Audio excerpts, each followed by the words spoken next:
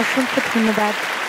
এতক্ষণ ধরে যারা আমাদের সাথে সহযোগিতা করছেন, এই এত সুন্দর একটা অনুষ্ঠান পরিচালনা করা দিদির যতটা কৃতিত্ব, তার সমকৃতিত্বের অংশীদারি কিন্তু আপনারাও।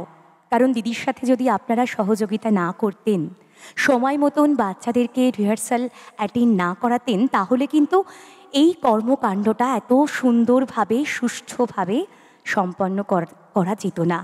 সেই জন্য আমি অভিভাবক অভিভাবিকাদের জন্য একটা হাততালি চাইব। অসংখ্য ধন্যবাদ। অভিভাবক অভিভাবিকাদের পাশাপাশি যাদেরকে আমাদের তরফ থেকে, শব্দকল্পের তরফ থেকে ধন্যবাদ জ্ঞাপন করব,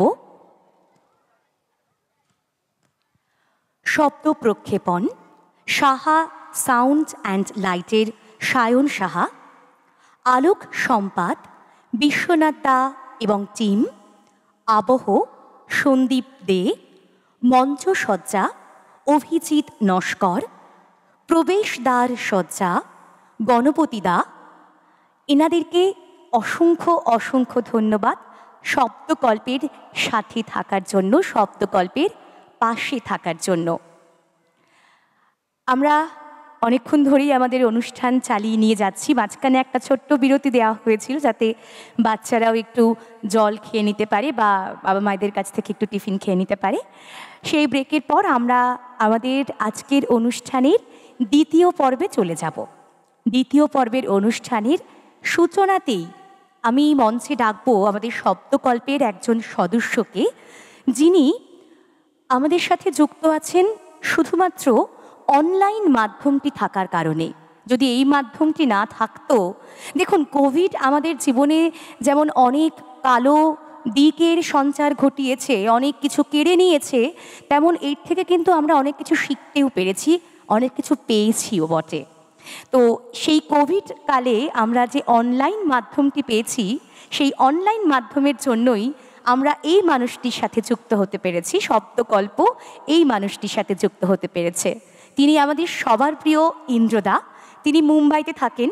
শুধুমাত্র শব্দকল্পের অনুষ্ঠানের জন্যই কিন্তু ইন্দ্রদা মুম্বাই থেকে এসেছেন।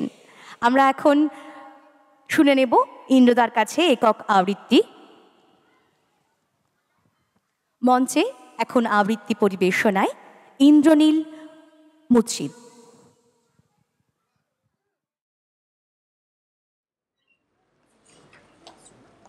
হ্যালো, নমস্কার, শুভ সন্ধ্যা সবাইকে। বোধহয় আমি প্রথম পারফর্মার যার নিজের স্মৃতির উপর কোনো ভরসা নেই, তাই এই গম্ভীরতার সঙ্গে নিয়েছি। এবং সত্যি কথা বলতে কি, দেবযানীরও আমার স্মৃতির উপর ভরসা নেই, কারণ একবারও প্রতিবাদ করেনি। যাই হোক, আমি যে কবিতাটা বলবো তার নাম হচ্ছে নেতাজি। কবির নাম জয়াশিস ঘোষ। নেতাজির সাথে প্রথম দেখা হয়েছিল হাই স্কুলের মাঠে। দীর্ঘদেহী মন্ত্রী তখন বক্তব্য রাখছেন। প্রত্যেকবার দেশ উচ্চারণের সাথে ফুলে উঠছে তার নাসিকা। উপচানো ভিড়, মুহুর্মুহু হাততালির শব্দে বিরক্ত নেতাজিকে দেখলাম। আলোর বিপরীতে দাঁড়িয়ে বলছেন, এত শব্দ কেন এখানে? নেতাজিকে দ্বিতীয়বার দেখলাম যেদিন, অন্ধকার নেমে এসেছিল আমাদের মফস্বলে। সবাই একে অন্যকে অবিশ্বাস করছে। ভ্রুকুঞ্চন। খবর এলো 100 হিন্দুর লাশ পড়েছে, 100 মুসলমানকে পোড়ানো হয়েছে। সেদিন নেতাজির জংলা পোশাক দেখে বোঝা যায়নি তিনি হিন্দু না মুসলমান।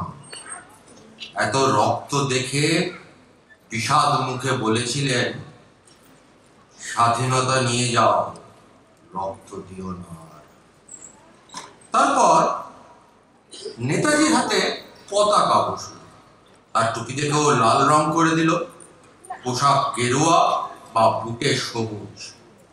রঙিন নেতাজিকে ধরে টানাটানি হলো। তার শরীরে বিভিন্ন অংশ নিয়ে শোভাযাত্রা বেরোলো। আমরা জাতীয় সঙ্গীতকে মাংসের দোকানে লাইন দিলাম।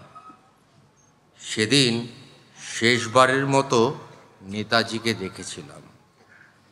ক্লান্ত কৃষক যেমন দিনের শেষে লাঙল কাঁধে নিয়ে ফেরে, ভারতবর্ষ পিঠে নিয়ে কুয়াশায় মিলিয়ে যাচ্ছেন।